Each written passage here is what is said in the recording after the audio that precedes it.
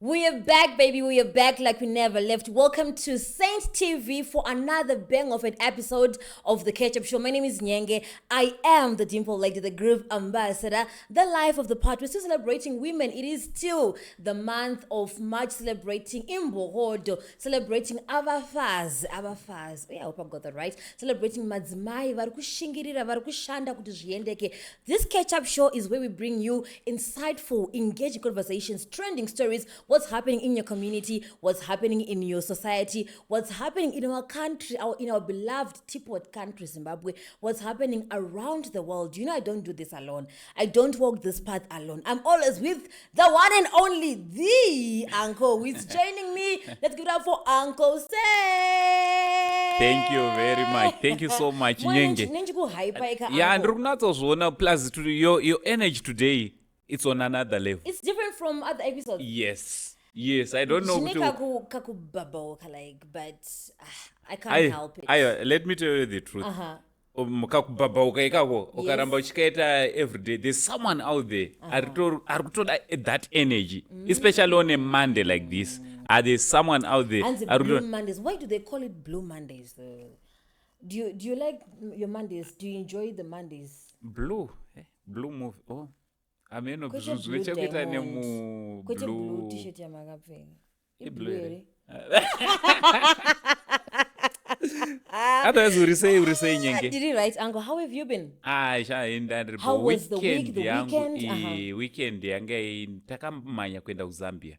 Ooh. Yes, kunoona this other guy. Bwanji. That's the one where I learned in Zambia. Tauka bwino bwanji kaino. Kaino bwanji. Bwanji. So takaenda kuZambia. But as always, ndinokuteerera on Sunday. Nathan. I appreciate. Pastor Thank FM. You. Thank so you. Guys, nchida ungoti everyone arikuona Nyenge. Nyenge mukamuona mchaona kuti akasiyana na Uncle Saint. Uncle Saint vanoita zvinhu freelance handiti. But Nyenge she's a professional when it comes to TV and radio. Why? Because she's a professional journalist. Ndi journalist chaicho. So Nyenge kana mchida muteerera munomuteerera every Sunday 3 to 6 pane pari mabviravira vanonzi Auntie Nyenge futi ikoko. Oh yes, I also deal with the kids. So do tune in on Star FM. That's the only station that matters in Zimbabwe. Yes. Yeah. Every Sunday between 3 and 6 p.m. And on Tuesday, Midnight Express. Pana nayo muzvipatara maybe wanoona murwere wako kauti pa night shift vari kugada vari kudiva kudi ndini nenchidini nemadriver. Oh yes, mashofe ndine nchikuentertain. So please do make sure that you also tune in. Otherwise, how was Zambia? Zambia kwakuripo nda kuti nditaurezvo tinowanzosvikangana kwekupedzisira. Also follow Nyenge the Dimple Lady on all your social media handles. Zvakakoshere imwe update updates atinechita panapa anenge achiwanikwa futi ikoko. So let's go and follow all your social media handle. Ndakutokumbira imuriro chikumbiro tagwadama senyika takutokukumbirai handiti aiwa tinotenda. Appreciate. Yes. How was Zambia? Zambia kwakuri bo though tatafambira nyaya dzisinganakidze post tatanoona muchida anonzi Sevius Nyaguwa is 28 akaita accident obva akakuvara zvakaipisisa. Full story it's on our Facebook page or on Saint TV by YouTube channel. Mukangono check out Sevius Kaguwa. And guys, don't forget with our mission Saint TV ndekubetsera vanhu. So vanhu pavanouya vachichema tinoentertainana saizvozvo, but let's go back to our main mission yekuti tiri kufanira kunge tichibetsera umwe neumwe. They say it's called the House of Hope. Yes, at least we are giving people hope. Even entertainment. Kuna vamwe vari kutosekepo panapa vanga vane time vasingaseke. Unenge wakanyiswa nemujolo ka. So at least I'm here to entertain you. First things first. Yes. Tavamu weekend. Shamwari. Kune chechi yanetsa kumareni kwangu hanzi kuElo. Yeah, ndokumareni kwako. Ndiri munhu wechitown ka. Yes. Although ndiri chitown yekudhuze yekutanga kunoko. But kuElo pane video that's circulating. I saw that video on Earground. Shout out to Plot Marco on Earground.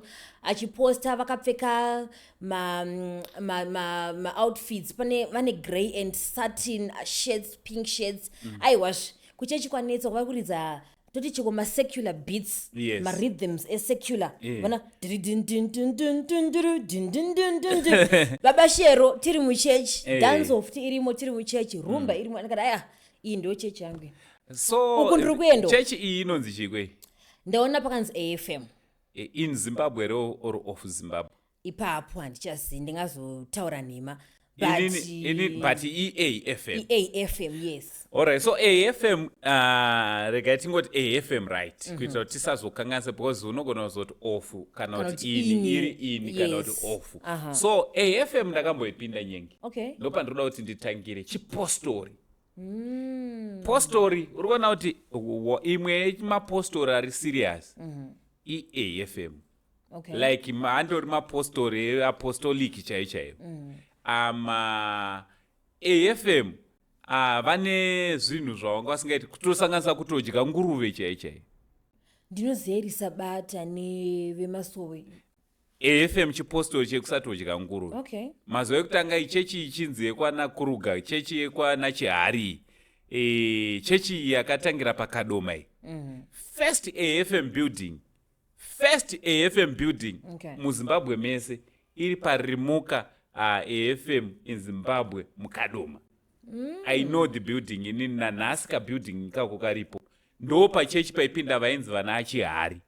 Okay. Vakomana vaisona bhutsu pana marandu apokona pakona marandu uchipinda murimuka vaiva neshopu yavo ipapo. Takutokudzai nhoroondo yandiri kutaura iyi ndevanhu vakuru vachembera ndopatinokwana isu sana anko. Tikuchiona kuti you're exposing your age but it's fine, continue nenhoroondo. Chiko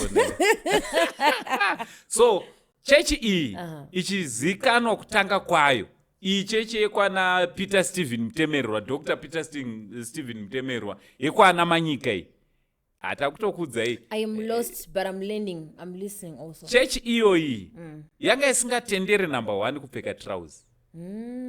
Number 2 madhanzi chaiyo waiti ukatamba dhanzi yekutambisa chiuno uchidaiwo fanike chisale chiuno chete waiswa pasi peshamu chikutamba wakutomanifesta uchiupombwe.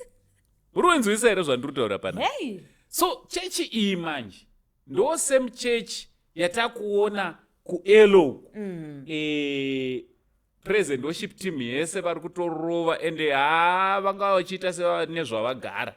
Pana moms vari kubuda vari kuratidza kuti she is pregnant, not heavily but vari pakati papapa vachirova borodol. Ndikati aiwazve ndo zvachionaka izvi.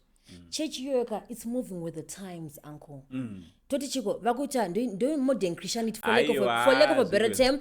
Kuda kuti munoziva vana vedu vazhinji varasika, maGen Z varasika kunzoko. Saka it's a way of what trying to bring them back kuti huyai vana vedu chikuru kuita sei kunzwa shoko. Zvekuzoti shoko song yekuti makanaka baba iri kudza pabhiti resungura. That's not a problem. Handibvumirane newe Nyenge. Takutarisa kuti zvitendero izvi ndosaka uri kuona kuti kuAFM I'm sorry to say this indaitopinda ndatozoibuda mai manje AFM. Okay. Ichechi yangu yepamwoyo handiti ndaitoipinda mai manje apapa mai manje gore rakapera irori ndopandakatozoti rikatimbomira zvekuAFM.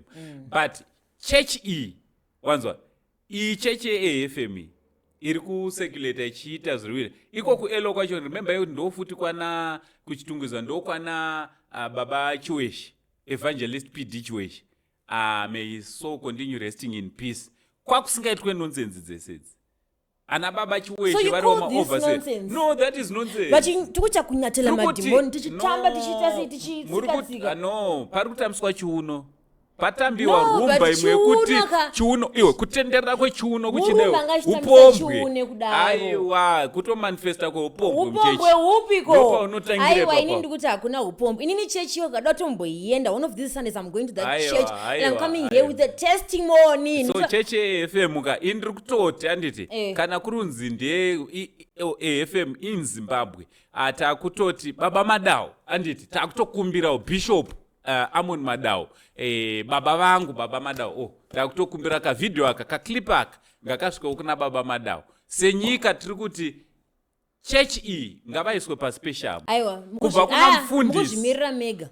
Ndiri kutotaura sasekuru handiti ini sasekuru ndiri kuti chechi iyi baba Madau tiri kuda kukunzwai muchiisa kubva kuna mufundisi maelders nepresidentship team paspecial mune chipostori chitendero chatakasiyirwa nana baba Madzire anditi vachisiyira kuna baba Bishop Madau Amon Madau.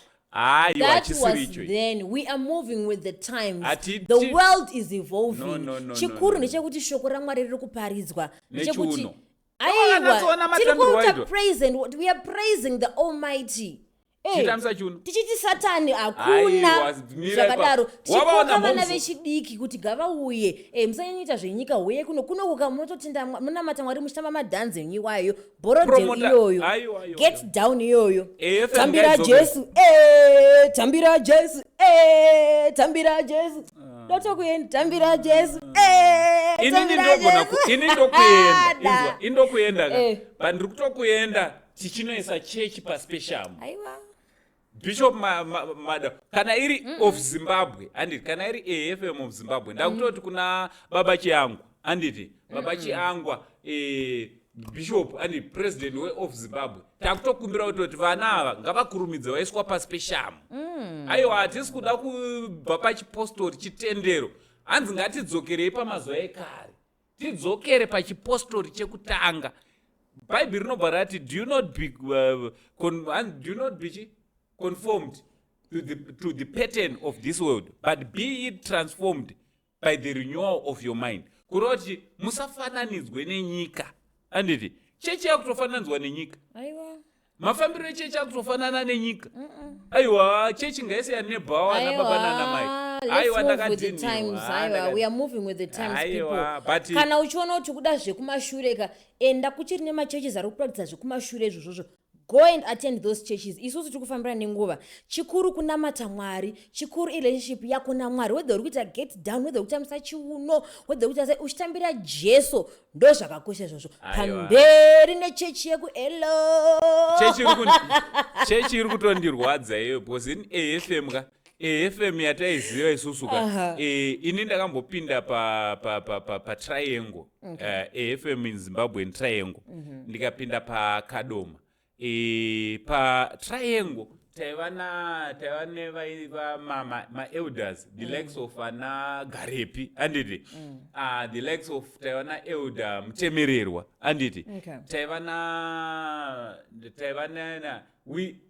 vanhu vakuru anditi paiti pakarwa Ishe ndinzwe nokufara ndinzwe ine tsitsi dzako dzamuno pavanhu vese ngadziuye kwandiri ameni ngadziuye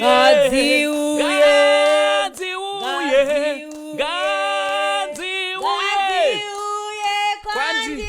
Alright, chimiswa ndo chipostori murunzwa kana imi muritori kumba pandabata apa matozunzwa chipostori maziwa mweya waitanga kudzika kusina kama instruments apa tenda kuzoisa pa instruments chakuisa pati ngazi uye ndakapinda pa AFM ndaipinda pa Kadoma pa Wevali anditi tina na ana mudharaunga wanonzi ana Elder Marufu. Taiva nana Elder Guy High pakadoma chechi iyoyi yekwakurugai vadhara vaiti vadhara Guy High ndichida kuti may his soul continue resting in peace. Nana Gogo Guy High vairova mamemory chapter.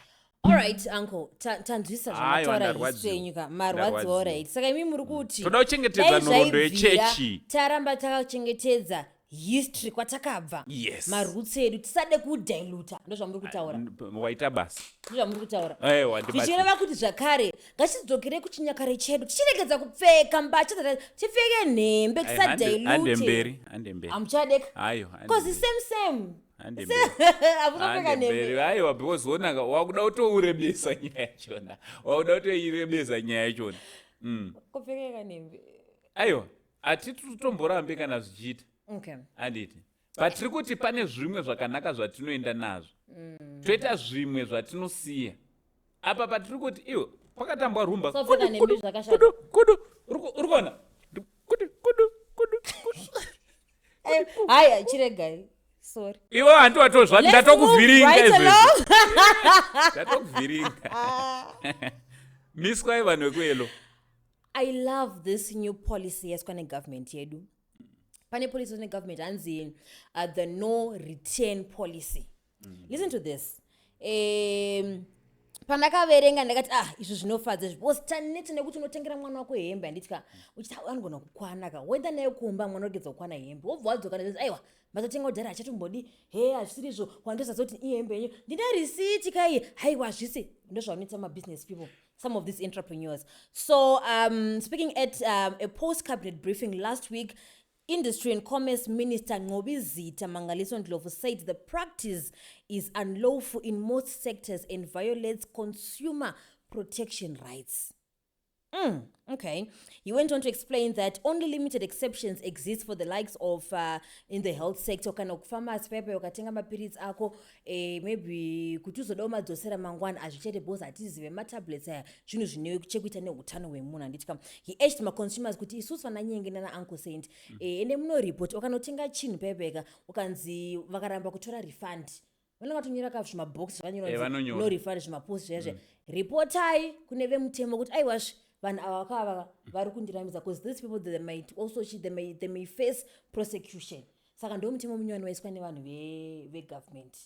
Alright. So ipapo pamutemo mutsva ka tiri kutendai hurumende nekuprotecta. I think ndo mamwe dzimwe nzira dzekuprotecta consumers. Because sema-consumers sevanhu vanotenga zvinhu mashops zvaitotishungurudza because pamwe pachona une uchida kutengera mwana ari kumusha iwewe uri kunoku mwana achasimba at least mukati pawo kuti kana dziri nhumbi 7 days returnawo wochinja but usabvise tag anditi also isasvibewo because kana yakuzodzoka yadi nhumbi yatombopfekwa hakuna zvakadaro. But ndikuona kuti mutemo uyu waiswa uchabatsira zvakare uchabatsira kuti zoni vemabusinesses vazive kuti kana tikatengesera munhu chinhu chisicho anditi product isiriyo reverse deal ariko zvinovaita kuti vanotengesa zvavanotengesa vanotangawo vaverifya kuti product iyi yatiri kuda kuzotengesa haizodzoke. Ndizvozvo chaizvo tiri panyaya dzema-entrepreneurs ka I can't stress this enough. Alright.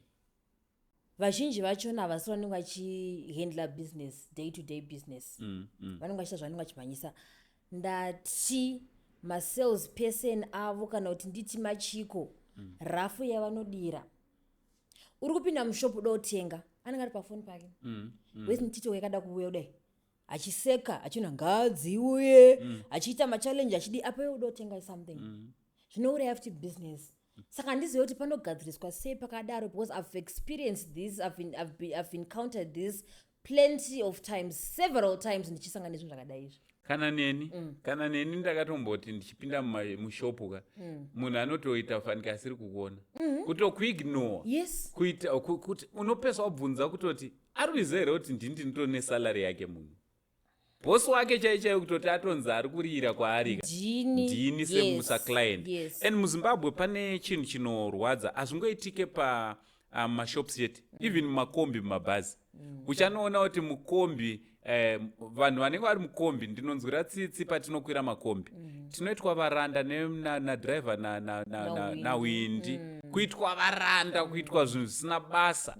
Why? Because vakomana vaivai vanokunyengerera nekuita sevanokunyenga brain usati wapinda mukombi make angogara chete wamukati akuita zvaunoda newe ende pamwe pachona kombi inogona ndakanzwa tsitsi ndine zuro ndaidriver longwa pabreside apo pabreside paokmat pane mukomana anga aripo vairwirana customer anditi pakati petara ende chandikanzwisa tsitsi umwe wachona aitorivhesa ende ipapo ndaitouya. I'm just thinking kuti dai ndaimhanya ndaikwanisa kutodhumira nemunhu ende munhu aikuvara ipapo unozwa ndiani vari kubackseat but vari kubackseat ka vari kuona iri kurivhesa vari kutocheuka vari kuona kune mota dziri kubvawo havacomplain vatova varanda because vakada kukomplaina hai nyararai mhani maisingotamba you know they're so rude vanhu vaive ndishoti tiita sei kunawo mapurisa dai hurumende ka sezvayaita kuno refund apolisi yabatsira nenzira yekuti windi nadriver vachingoita zvavaita vanhu ngavagone kudhila nawo kuti vaaresta kungoti munyika tine citizen arrest chaichai kana mupurisa pana patiri hakuna mupurisa munhu opara mhosva tingamurega tinoita ino citizen arrest tosunga vanhu vedu togara tanovasiya kupi kupolisi kana vachibhadhira fine vobhadhira fine po zvimwe zvachona it's unheard we can't tolerate that. We can't. We just cannot. Vanhu vakuita varanda kunge ameno senyaya yekuchinjana coin. Monti dollar batana dollar rameno abatoti une coin enishanda pinda mkombi. Jones ndinaro uchingopinda coin rangu nchakubatanze. Kunobatanza sei nasinotenga maswita notenga mvura but anyway we really hope that something can be done. Mai hakuchisina makombe coin. Aiwa angachinzi kana $50 ndogora kuchitumiza $50 saka 50 yoyo unopezwa ita sochanyura unototenga mvura kana utenga masweets ape udozoshasa 50 cents yokuti usukwira futi mangwana unenge une $3 kuraf guys kuraf but zvisine hazvo tinovimba kuti panogona kuzogadzirika ipapo uncle I understand you're not married handiti ko zvinotaurwa pani amugara muchizvitaura ndina kutongotaura boss makazvisa uchandikanganisira marriage yangu nemunhu wangu a big shout out kwauri munhu wangu okay it is well yeah kuri kunzi alright mafunga kuti ndida kuroora handiti muri munhu weutanoda here excuse me mabvisa lobola yenyu traditional wedding are you the traditional wedding type pamena kune white wedding kana kuti it's just traditional wedding kana kuti maybe court wedding zvatoguma ipapo alright so inini zvandichaita pandicharoora manje inini handisi munhu anofara zvemagauni ewhite nemasutusutu ekunyanya no ndiri munhu weyoti mupfungwa dzangu chitype chechimarriage andiri kuda kuita ndeche makatanga muchitoti chi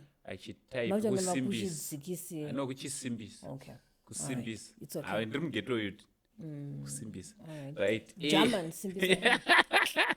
saonaka ini pfungwa dzangu zvandinazvo musoro mangu patinonorora pepe tobva tatoita nemuchato wedu patakapfeka traditional ipapo tinotodana mufundisi kana kutoti tobva tatosainirana muchato ndotomupfekedza ringi hama kana dzichitouya ka alright kana kuti tinogona kuita edu zvemalobola zvezve but type yemuchato wandiri kuda inini hausi wewhite wedding wewhite gauni chakuti ndoda kuita chitype chatanga kuonekwa ipapo ndizvozvo but kazhinji kachona kandofila kunge mukadzi ndiane sei because remember with men you don't mind vakadzi they are fussy about ndoda muchato ndoda white wedding ndoda gown designer gown ndoda chakazoti ochasei amagara munotongotongwa nenyasi nini as long as uchila nyasi nini unototi utongwe unorege utongwa nemaka vakamburi yakazorowa naevangelist marufu ekusds kanzi vakamburi mapitibhuru weddings andataura there's this Nigerian couple. There's a guy on Femi. He's a music producer from Nigeria. He's produced for the likes of Vanna Bena Boy, song in City Boys. He's produced Baby Come Down, Come Down, yeah, Rema. He's also worked with the likes of Omalay. Aka Rora, his girlfriend Anonzi. Her name is Simi. She's a Nigerian influencer. Yes. Pa engagement yawo uncle. Vakaita outfit yawo nditka. Setup yese pepe. Vavaita ma pre-wedding photo shoot, right? Vavainoita lobola yawo pre-traditional photo shoot. So there's pre-engagement, pre-traditional, pre. Vakaita court wedding, vakaita white wedding. In total, vaita 13 outfits. From February ndopakaita malobola my engagement andika vakazobvisa nchata musuno a week ago apa vakaita white wedding yavo saka pa period yoyika vaita 13 outfits and mind you these are just not you know, like runner outfits. Hasi kwamarana Mad-design. zvinhu zvemberi Hey. zvemberi zvinoratidza kuti mari iripo but for me I was like, okay, I'm a lady, I love things, I'm a lover of good things, I'm a lover of nice things, but the hustle, maybe anogana kana ma-wedding planners, but why? Maybe my sponsors food, because some of these things maybe These sponsor. people, no, from their own. Saka kana zvichidaro Mari itoripo zvekutodaro. semurume ka uri kutorasika kana uchibuditsa mari pazvinhu zvakadaro. But can we only get married once? Yes, but hazvichada exaggeration yakanyanya. 13 outfits. Yeah, because tiri kuti hatisi kutedu zvemadivorce but tinozodzokera ipapo. Because vese vakachata ukada kuenda pastatistics dzinotonokudza kutoti michato iri kuputsika zvakaipa. Vanhu vari kutochata vatova vashoma pane vari kunoputsa michato. Ndagona. Muri kuzama kuti vanhu ngavachaye mapoto tisachati tisabvisirwe mari. Aiwa. Chingoitaiwo zvekuti mangwana kana pakanzi paitika zvaitika. Tichimboitirei zvemangwana. In death, in sickness and health, till death do us apart. Anobuda njia, chimbozorora. Alitika ozodzoka, relationship haisi kuzopera. Marriage haiperi. Tingaramba chiti ndabva pana Saint, ndaenda pana Blessing, yowe. Ndiramba ndichingochinjaniswa. Aiwa, hakuna. But zvandinoda kuti nditotaura nezvekutoti vakaita zvavo zvavakaita chete mumanigerians ndo kwatakakopa lobola zvese zvatiri kuita izvi. Oh, is it?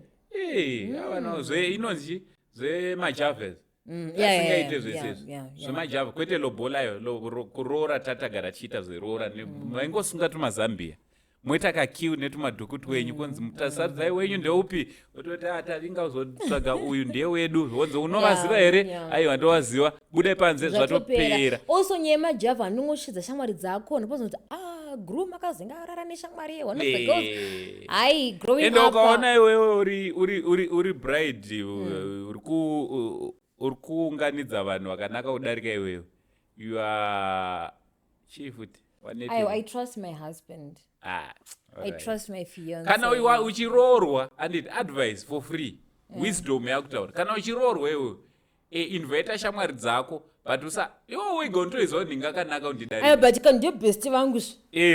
Anokurasisa. Insecure. Anokurasisa. Zvemajava no, inini hangu ndichikura ndati I want a big wedding. Ndoda kuti vanhu vakazara ndine mafriends angu ese aripo. But ndakazoti kurei ndikaona kuti moyo yevanhu ndiana diablos. I can't. That's what rather ndakatochata but vanhu havazivi ndakatotya. Zvekuchengetedza marriage. Nyika yese iri kungoziva handina mukadzi anotukwa nekuti. Sometimes these are just unnecessary expenses. As much as yes you have the money but komaregere kungoti kune vanenge vasina mari dzakanatsoti paipeka komaregere ngoti alright moita lobola dzenyu moita michato yenyu small intimate wedding paper then mari mefana kuzospenda muchidyisa vanhu 300 vaiveka mwendenyika kwani munhu muri Mauritius sipping on some cocktail, you know, in a bikini with some shades on. Ndamuvitara makuseri. Pane kuwanza because after all ndachitsonzi kwakadhakwa uko chikafu chashota, you know, unnecessary expenses, but then again each to their own. Mwanza uchati mwanza maybe uchati harorwi uya ovati unonyepa nekukuratidza kuti Mwari zvichaita chete. Tiri panyaya yema-weddings pabuda ende zvanga muchataura kuti michato haigare kana sinomubata kuneva ini handisandamuwana noka ndoda kugara ndoti ndipinde ndakavhurika meso ndichiona zviri kuitika. So listen to this, uncle. We are in March, right? Yes. As of mid-March anditi nhasi ndi 16 March 2026. Yes. At least 500 divorce cases have been recorded in Zimbabwe within the first 2 months of the year. That is January, February. And it's March. And this according to reports from the Legal Aid Department of the Ministry of Justice. Eregandiku game papo. Andor mashoma 500. You know why? Because I report are recorded. tiri kuti kune vamwe vanongororanaka vari ukoko kwekuti hazvirekodhwa dii wobva watongorambana ikoko ndo vakawanda kutodarika. This is sad. Yeah, This is sad. matauzi. So these figures follow a significant surge in 2025 when nearly 4,000 divorce applications were filed at the High Court, a 27% increase instead of decrease, increase from the previous year, from 2024. Hey. Ende zvikunzi zvikaizvika zvikukonzereswa nema-economic hardships, changing social norms, mabva maenda kazhinji zhinji vanhu vangari makapuka mamuri munomu mukangoenda kuuk vaparadzana. Isi takazviita wani, isi takaenda kuSouth Africa tikanorambana. Zvinodadisa gentlemen. Toti chii chinenge chimboitika because indofunga kuti vakadzi munozvifonere. Okay, let's start from the beginning. Andika. What I know, what I've been told, what I've learned over the years, you marry to stay together forever. You don't marry to divorce. Pane zvinozongowanikwawo vanoshingirira begezela ndo zvinoita dzimba shingirira namata kudipa unono apana baka hapachaiti handiti. But these days it's zvaita kuskyrocket kudai. Every time people are divorcing, I know friends and my friends that I will not mention their names, they've been married 2 years atobuda. 2 years atobuda ato M1, M2. What is shamiswa kochi chinenge chimboitika? Because this is andinzwaro ndakutoenda. Murume angashanza I've got several one more options akawandisa. Why? What happened? Ndoba benyamshanye kudhara yema traditions kuti what happened kune maroots edu kumakare edu kuti tachingetedza dzimba. Taikoshesa dzimba zvavana koshesa. Marriage ndo isingachakoshesa and especially you ladies amuchanyanyo koshesa. Varume tisita kutorushingirira pamarriage. But vakadzi mafungiro wangu vakadzi anenge akatorwa on your marks kare. Hanzwaro. Uchingomudaro cheta ndokodza and vakadzi mune problem yekuti vakadzi munogara magadzira tuma community toti mune murika group muchiitira birthday muchiitira nachi ikoko ndokwa mune muchiudzana nhema ikoko. Ndozva munofunga. Hatingangoudzana nhema pasina zvauri kuita. Hatuti tinoudzana chokwadi. Ona kana mai vedu kana mudharo wedu waivhura hombe. But chakaita kuti tikure mumafamilies you know what Nyenge, marriage hausi kudana nengirozi. Uri kutodana nemunhu atoriwo netwakewo twangofanana newe. Ndosaka pachiuya nyaya yecompromise, pachiuya nyaya yepatience, pachiuya nyaya ye long suffering love. You understand? Saka no tiri kutokudza zvinototaura bhaibheri kutoti when you love someone kapane vara rinototi long suffering. Kutsungirira endurance. Ngaitsungirire tese kuri ndinotsungira ndini. Ayo ndine chitsungira because iwe unoizwa sei kuti handisi kutsungira. Because iwe wakatooma. Uchuya mumba na 12 o'clock, 12 midnight. Ayo nechibva ubasa izvo. Nechibva ubasa. Umwe nomwe ngazwe roho yake mumarriage. Iwewo semudzimai zwa roho yako. And ona rega ndikudzeka. Murume sezvavari kutaura uri kuzvionera kuti varume anogona kuita vakadzi 15-16. Handiti tichitorambana next month ndakanotora umwe tichisiyana but cheka vese M1 M2 kuti vachiwana ende vakuchida marriage manje kuti vachimuwane anoroora iko kune vamwe vasikana ananyenge vasati vatopinda vatoda kutopindawo. Iwe also asi muisanda under marriage vedwe vamwe vatodi marriage inhangu. Hapana mukadzi asingade marriage but pane zvinoitika zvinozoita kuti vafunge kuti havachade marriage. Because unenge uchiona zvikuitika kune varimo nechekudhara. This is not worth it. But I think if you find the right person who was sure, but what was not, I don't think I'll survive this. Only 10% yakarora mbabvu dzavo chaidzo. 90% yevanhu vakarora dzisi dzavo mbabvu dzavo. Kazhinji kachona futi soulmate yako inenge itori kunzowo. Soulmate ndiri kuno kunzo yori mukadzi. Handi muri kuona. Saka pakutoenda kuma-divorce cases akuincrease kuti utore soulmate yako iri kunze. Kozotiwo futi nyaya yemarriage ika ngatingoisira muna Mwari. Ndosaka uchiona kuti Mwari inini Mwari handifunge kuti vanotopindira nyaya dzemucholo nemamarriages. Nyaya dzemarriage yes dzemujolo Mwari vanongoti havananguka ngoma ndiyo ite muri kuite. Because ona sendiri kufunga kudaroka Mwari vakatokupa simba rokuita machoices. unozvisarudzira zvaunoda nezvausingadi Yeah. zvangofanira nehembe nyengi handiti mwari oda kuti vapindire pahembe dzaunopfeka wakatosharudza wega ukatobhadhara pama-choices dzemarriage this is your life partner now, somebody that you're going to share your life with. Saka as much as yes you have the right to make choices, pama-choices why you need to also conclude God. Don't leave God out. ndopatiri kuita problem ipapo kuti uri kuziva kuti isusu tiri kuzonotsvaga mwari munhu ndamubishi watskwinywa kudai aiwa ndoita sei but pamwewo futi engo yandoda kuti ndione ini ndaona nyengeka ndanakirwa kwewo uri simbi adini ndanakirwa nekaskini kanyenge ndobva ndachitoenda kuna mwari ndichinamatira nyenge kunze kuti ndiende ndichiti mwari ndipewo mukadzi akanaka sapfu mwari vanobva munoti mwari ka ndine svara kadenga indasangana nayo mwanowika ndanakirwa naye and I want her to be my wife.